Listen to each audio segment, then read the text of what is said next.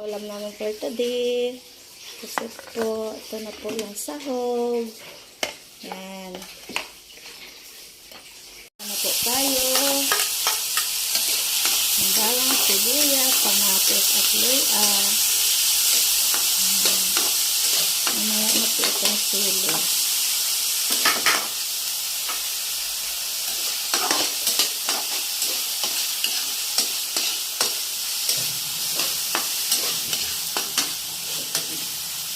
Lagay ko na yung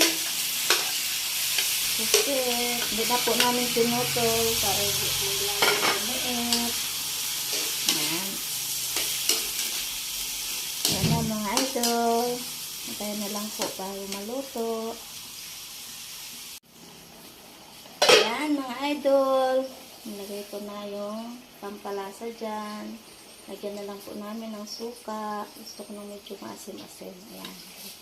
Para malapit na po maluto mga idol. Ito na po yung last namin, yung sibuyas dahon. Yan. Thank you mga idol for watching.